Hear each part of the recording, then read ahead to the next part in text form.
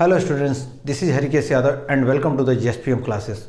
आप जानते हैं कि vector analysis and projectile motion chapter चल रहा है, जिसमें कि हमने बताया था आपको कि दो पार्ट में ही होगा। वेक्टर एनालिसिस एक अलग कर लेंगे और प्रोजेक्टाइल मोशन अलग कर लेंगे। तो वेक्टर एनालिसिस का थ्योरी एंड न्यूमेरिकल दोनों पोर्शन हम ऑलरेडी कंप्लीट कर चुके हैं और लास्ट लेक्चर में आपने देखा कि प्रोजेक्टाइल मोशन का थ्योरी पार्ट हमने टोटल कंप्लीट कर दिया।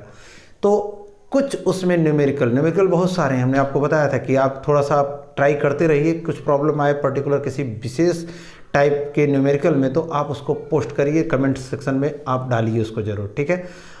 आज मैं कुछ एक दो प्रॉब्लम या हो सकता है 3-4 उठा लूँ, आपको कुछ बेसिक वाले, उससे आइडिया लग जाएगा आपको कि कैसे सॉल्व करना है प्रोजेक्टाइल मोशन के क्वेश्चन को।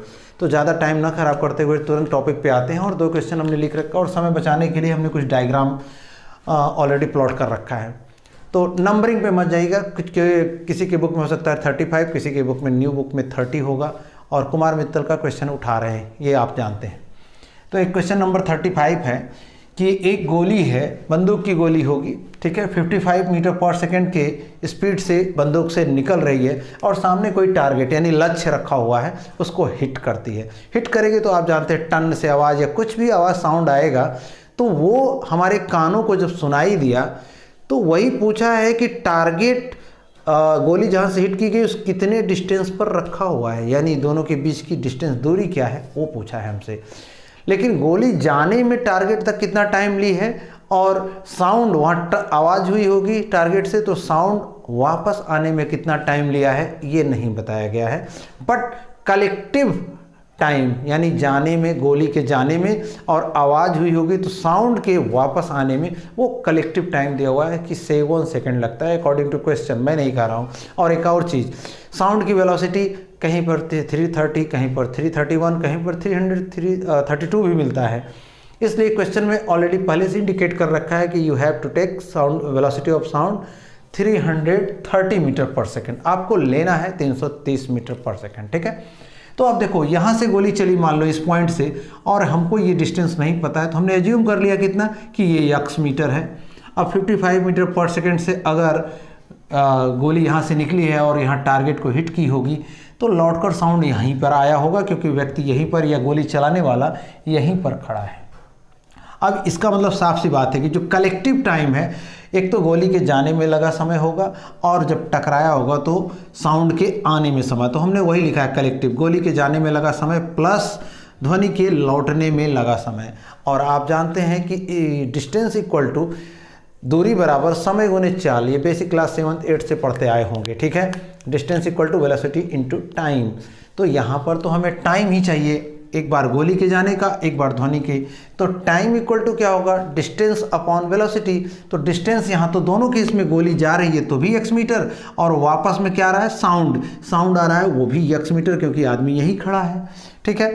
तो डिस्टेंस अपॉन टाइम, पहला डिस्टेंस किसका लिखें, डिस्टेंस तो खैर दोनों का सेम ही है तो x लिखा, अपॉन वेलोसिटी, किसकी वेलोसिटी, ऊपर देखो गोली के जाने का लगा समय है तो गोली की वेलोसिटी 55 प्लस ध्वनि के लौटने का समय, अगेन डिस्टेंस तो x ही होगा, बट वेलोसिटी ऑफ साउंड ये दे रखा है 330 मीटर पर सेकेंड, आपको लेना है 330 किया हमने और ये 7 सेकेंड है।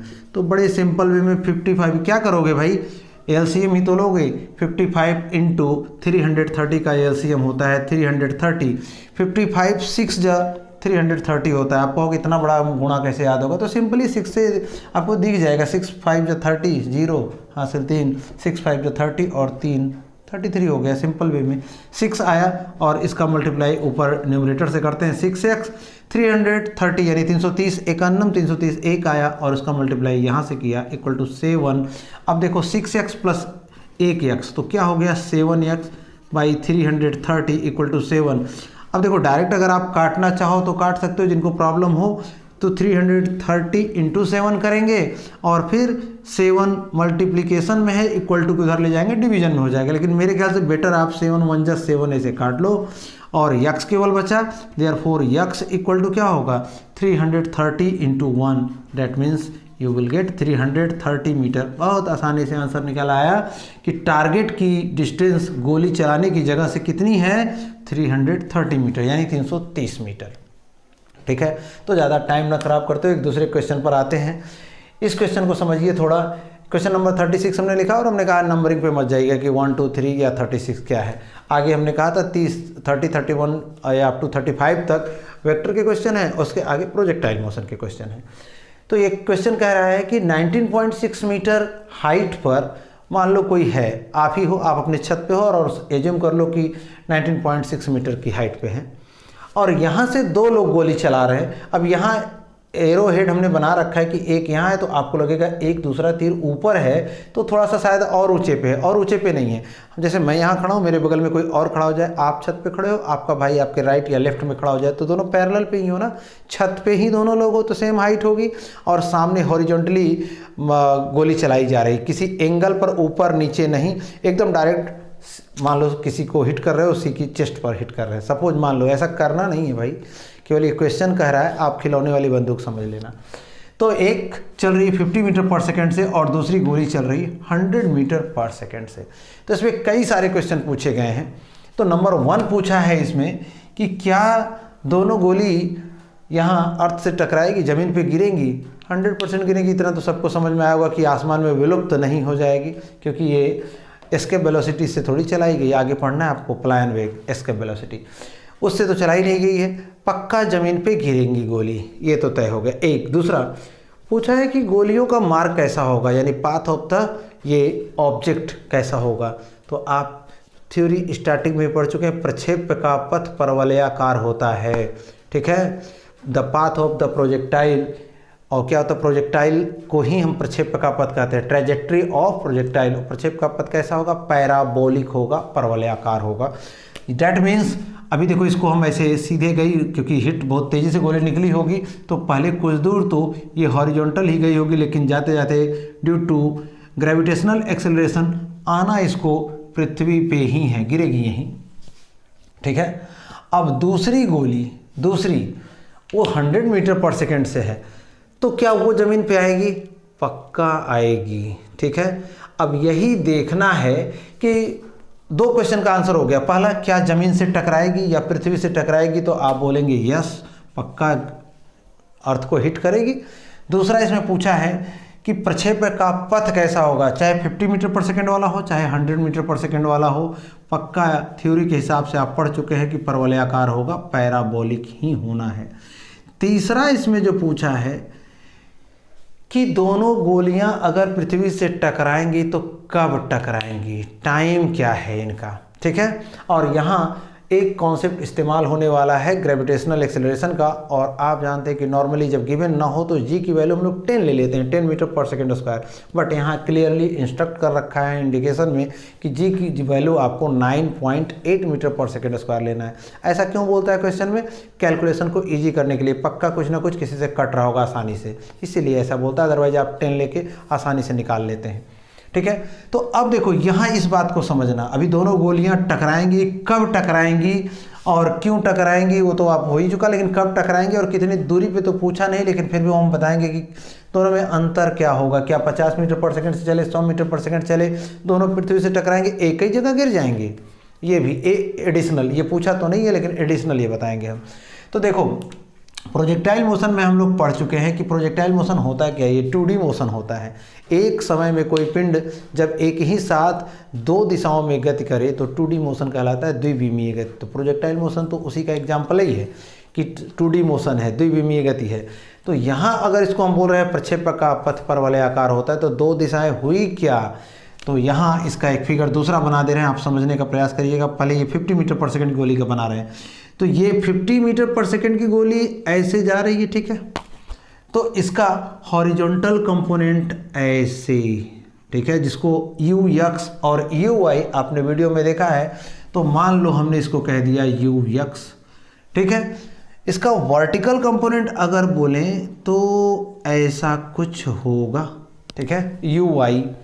अब दोनों के बीच में एंगल कितना बन रहा है भाई, 90, और इसका हॉरिजॉन्टल कंपोनेंट ही दिया है 50 मीटर पर सेकंड। क्या वर्टिकल कंपोनेंट का कोई चीज़ हमें पता है, गोली तो आप जान रहे सीधा निकलेगी और कुछ डिस्टेंस कवर करने के बाद वो धीरे धीरे धीरे धीरे ज़मीन की ओर अग्रसर होगी। तो डैट मीन्स वर्टिकल कंपोनेंट जो डाउनवर्ड है, गोली आगे चलाए तो गोली ऐसे नहीं गिर गई आपके पास, गोली आगे जा रही है। दैट मीन्स वर्टिकल कंपोनेंट यहाँ पर क्या है, 0 है, कुछ है ही नहीं। और आप जानते हैं जूनियर क्लास में पढ़ते आए हैं कि अगर किसी ऑब्जेक्ट को ठीक एकदम वर्टिकल ऊपर फेंका जाए या वर्टिकल से डाउन नीचे किया जाए तो ये फार्मूला, रेफरेंस फार्मूला लिख रहे हैं, एच बराबर, अगर ऊपर से नीचे कर रहे हो तो ग्रेविटेशनल एक्सेलरेशन सपोर्ट करता है और नीचे से ऊपर फेंक रहे हो तो ग्रेविटेशनल एक्सेलरेशन उसको अपोज करता है। तो फार्मूले में थोड़ा सा फर्क हो जाता है। खैर यहाँ ऊपर से नीचे वाली बात कर रहे हैं तो एच बराबर U T plus half G T square, याद आ गया होगा आपको रेफरेंस फार्मूला। अब यहाँ पर u की जगह हमारा यू वाई है, तो ये तो रेफरेंस फार्मूला लिखा। अब हम लिख रहे हैं एक्चुअल। हमारे लिए h बराबर गिवन है 19.6 मीटर। हमारे लिए u की जगह हम लिखेंगे यू वाई, आपको बता चुके हैं क्यों, क्योंकि प्रोजेक्टाइल मोशन में हमेशा देखना है हमें क्या रेंज पूछा है या हाइट पूछा है। टाइम का दो जगह फार्मूले इस्तेमाल होते हैं। खैर तो जैसे सवाल बढ़ेगा उस तरह बताते चलेंगे। टी तो आप लिखेंगे क्योंकि टी तो पूछा ही है। हाफ जी की वैल्यू बता रखा आपको कि 9.8, इसमें क्वेश्चन में बोल रखा है, इंटू टी स्क्वायर दिख रहा है, यहाँ तक दिखना चाहिए, नहीं दिख रहा हो तो समझ लेना टी स्क्वायर है। अब देखो यू वाई की वैल्यू अभी अभी हमने आपको बताया कि 0 है और 0 से किसी को मल्टीप्लाई करो तो ख़त्म, 0 इंटू टी ख़त्म, बचा क्या 1/2 इंटू 9.8 इंटू टी स्क्वायर। अब देखो तरीका तो आप इसको इधर ले जाओ 9.8 से डिवाइड करो, लेकिन अगर स्मार्ट मल्टीप्लिकेशन करना चाहते हो अब करना पड़ेगा आपको। 9.8 इंटू 2, एक एक पॉइंट के बाद डेसिमल था, यहाँ भी था, तो कोई दिक्कत की बात ही नहीं है, उड़ा दो चाहे आप ऐसे ऐसे, अदरवाइज रहने भी दो, तब भी 9.8 इंटू 2 19.6 होता है। अब देखो 1/2 है और इधर टी स्क्वायर है, तो क्रॉस मल्टीप्लाई करें 2 इंटू 2 तो टी स्क्वायर इक्वल टू 4। अब आप जानते हो कि t equal to 2 second, answer 2 second बाद टकराएगा। हाँ, कुछ बच्चे ये कहेंगे कि स्क्वायर हटाते हैं सर तो अंडर रूट जब इधर होता है तो प्लस माइनस होता है, 100% होता है। मैथ कहता है कि +2 सेकेंड और -2 सेकेंड दोनों ही आंसर सही हैं। बट फिजिक्स क्या कहती है कि टाइम कभी भी नेगेटिव नहीं होता। हमने 2-3 चीज़ आपको बताई कि टाइम, एज, लेंथ, ये कभी भी नेगेटिव नहीं होता। किसी की एज आप कहेंगे कि -2 साल है ये इसकी एज, पैदा हुआ होगा तब भी 1 घंटा का होगा, 10 मिनट का होगा, तो -2 साल तो नहीं बोल सकते। टाइम आप ये बोल सकते हैं कि हमने -3.5 घंटा काम किया है, नहीं। किसी की लंबाई -3.5 फीट है, ऐसा नहीं। तो टाइम, लेंथ और एज ये कभी भी नेगेटिव नहीं होती, इसलिए टाइम ऑलवेज पॉजिटिव ही होगा, इसलिए माइनस वाला हमने कंसीडर भी नहीं किया, आपको करना भी नहीं है। टाइम इक्वल टू 2 सेकेंड, ये बात तो हो गई। अब इसमें ज़रा देखो ये हमने किसके लिए बात किया, कहीं हमने 50-50 नहीं लिखा, जबकि आप कहते हैं कि 50 के लिए किया है आपने सर कि 100 के लिए किया है। चाहे 50 हो चाहे 100 हो, ठीक है। अगर ये 50 होता, देखो यहाँ लिख दे रहे हैं 50, तो इसका ये वर्टिकल कंपोनेंट क्या है, ये तो ये ऐसे चला गया, और इसका वर्टिकल क्या, इसको हॉरिजॉन्टल बोलो क्योंकि गया तो ऐसे है। आपको कहाँ यहाँ देख लो, आप प्रोजेक्टाइल मोशन में यही पढ़े कि u ऐसे था और ये ऐसे चला गया, ठीक है, और ये एंगल थीटा रहा, तो जिसके साथ थीटा लगता है उसी को u के साथ लेते हैं तो उसको कहते हो ux, और उसी को कहते हो आप u cos थीटा, और वर्टिकल कंपोनेंट को u sin थीटा। तो आपको याद आ गया होगा कि ये तो ये यहाँ पर क्या था, ये क्षैतिज ऊर्ध्व से भिन्न दिशा में इस तरह फेंका और क्षैतिज से एंगल इतना बन रहा है, और ये तो डायरेक्टली हॉरिजॉन्टल फेंका ही जा रहा है, तो इसका क्षैतिज घटक यानी इससे 90 लोगे तो यही तो आया, यानी 50 cos 90। अगर लिखते भी हम तो 50 cos 90 बनता और cos 90 इक्वल टू 0 होता है। यही कारण है कि उसको लिखा नहीं, आपको ऐसे समझाया कि ये हॉरिजॉन्टल कंपोनेंट था, वर्टिकल तो कुछ था ही नहीं, तो डायरेक्टली आप समझ गए होंगे कि ये 0 क्यों हुआ है, ठीक है। अब यहाँ 50 हो या 100 हो, 100 भी रख दे, 100 cos 90, बात को पकड़िएगा कि 50 या 100 हमने कुछ लिखा नहीं था पहले, चाहे 50 हो चाहे 100 हो, चाहे 5000 मीटर पर सेकेंड ही क्यों ना हो, ये स्पीड पे डिपेंड ही नहीं करता है टाइम, यानी समझे बात को आप, चाहे मिसाइल से गोली दाग दी जाए या एक देसी कट्टे से गोली दाग दी जाए, दोनों ज़मीन पर सेम टाइम में गिरेंगे।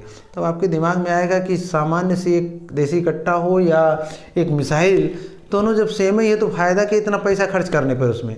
तो रेंज में फ़र्क पड़ेगा। रेंज मीन्स ये 50 मीटर पर सेकंड वाली अगर यहाँ आई है तो फिगर में देखो टाइम तो 2 ही सेकंड लेगा, लेकिन ये हो सकता है यहाँ जाके गिरे।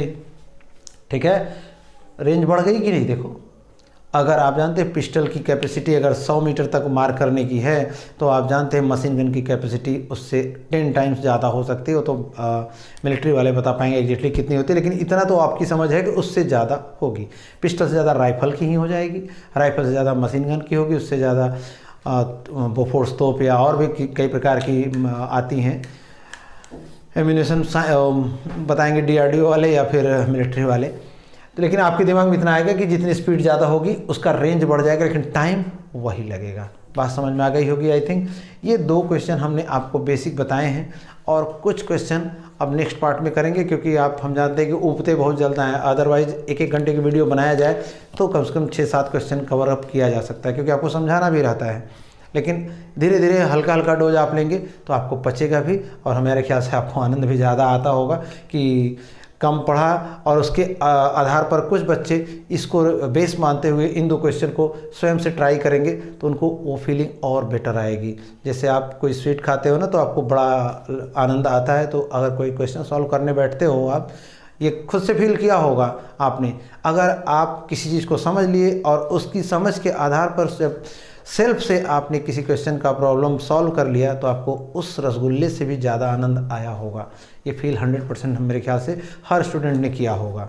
ठीक है, तो मिलते हैं आपसे नेक्स्ट वीडियो में इसी के नेक्स्ट टॉपिक में, यानी कुछ नए न्यूमेरिकल के साथ, और वो लास्ट होगा। चाहे उसमें 2 कर पाएँ, 3 कर पाएँ, 4 कर पाएँ। हाँ, अगर किसी ने पर्टिकुलर कमेंट किया कि हाँ इसमें कुछ प्रॉब्लम है तो हम आगे और बढ़ जाएंगे। अदरवाइज हमको ये समझ में आएगा कि अब आप लोग न्यूमेरिकल आराम से कर ले रहे हो। कुछ न्यूमेरिकल तो डायरेक्ट फार्मूले पे, सपोज आपको t मिल गया, time period, time of flight, तो t बराबर 2u sin थीटा 5g। अगर u दिया हुआ है, एंगल दिया हुआ है, तो आपको करना क्या है, सीधा कोई भी बच्चा उसको कर लेगा। 2 × u × साइन, सपोज 30 डिग्री दिया और u की वैल्यू दे दिया 20 मीटर पर सेकेंड, g की वैल्यू दे ना दे कोई फर्क नहीं देगा तो 10 ले लेंगे, दिया होगा तो हो सकता है बोले 9.8 लो, तो 2 × 15 × साइन 30 का मान 1/2, g का मान 10 ले लिए, हो गया।